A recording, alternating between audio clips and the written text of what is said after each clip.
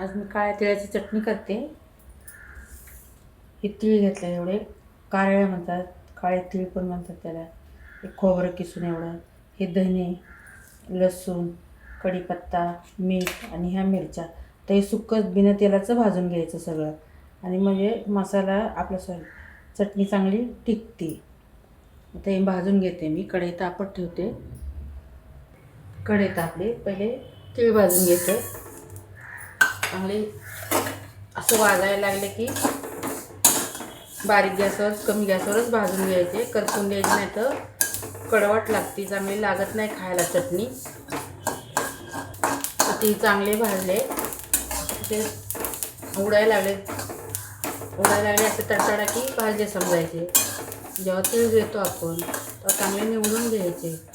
मी निवडून घेते चांगले, सांगायचं. आता हे मी काढून घेते, चांगले भाजले. तर हे धने घालायचे, चांगली चटणी होती, चव भारी होती. कढीपत्ता, हे धने त्याच्यामध्ये घालायचे, भारी चटणी होणार. तांबूस रंग येऊन द्यायचा. आता भाजले, काढून घेते मी. करपवायचे नाही जास्त. तर खोबरं, सुक्कं खोबरं द्यायचं.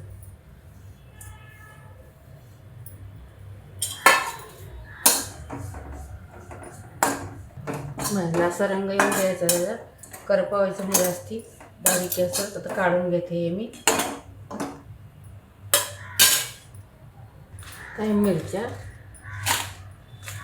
तुम्हाला किती तिखट हवं त्यानुसार तुम्ही मिरच्या घ्या. मग त्यानुसार मिरच्या घ्या. म्हणजे तेल ओतलं तरी चालतं, पण अशाच मी भाजून घेणार आहे. थोडं जरी तेल ओतलं तरी चालतं मिरचीमध्ये. झालं, आता मिरच्या काढून घेते भाजल्याचा. कढीपत्ता जरा हे करून घ्यायचा, असं थोडा भाजून घ्यायचा, म्हणजे चटणी चांगली टिकते.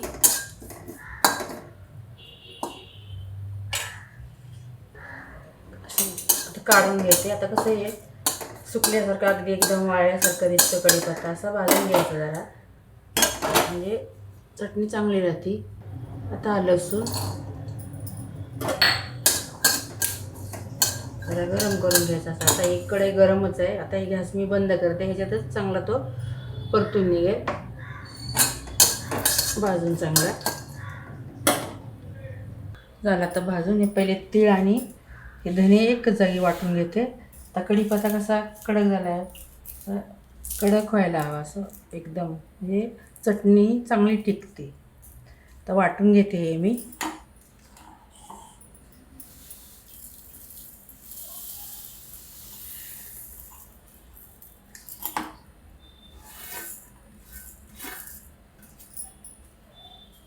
झालं तर वाटून हे असं वेगळं वाटून घ्यायचं, म्हणजे चांगलं वाटलं जातं. तीळ, मिरची हे वेगळं वाटायचं.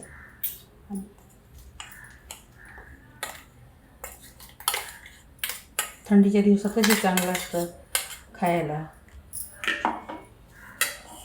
आता मिरच्या वाटून घेते. आता मिरच्या वाटते. त्या मिरचीमध्ये कढीपत्ता घालायचा. किती कडक असा मस्त कुरकुरीत झाला नुसता.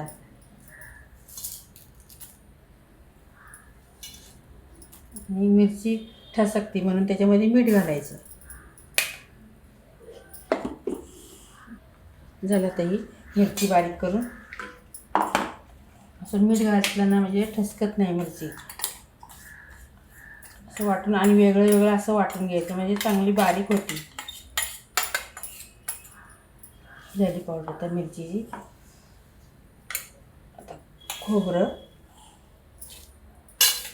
जराशी बारीक करून घेते थोडं.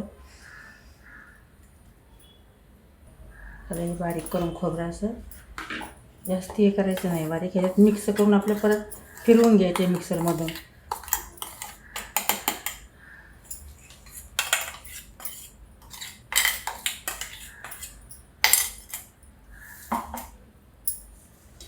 आता सगळे मिक्स करते आता हे, आणि परत फिरवून घेते मिक्सरमधून.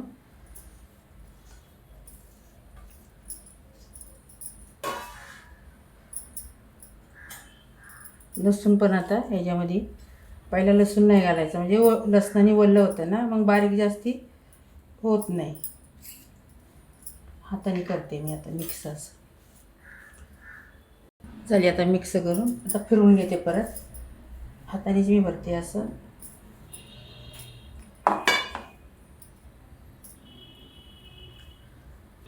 झाली आता ही वाटून. ही दुसरं घेते 2 बऱ्या, मग मिक्स करते सगळी. मस्त वास सुटलाय छान अगदी.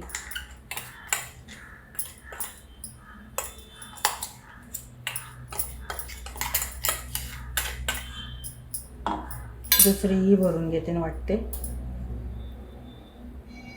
झाले वाटून आता सगळं.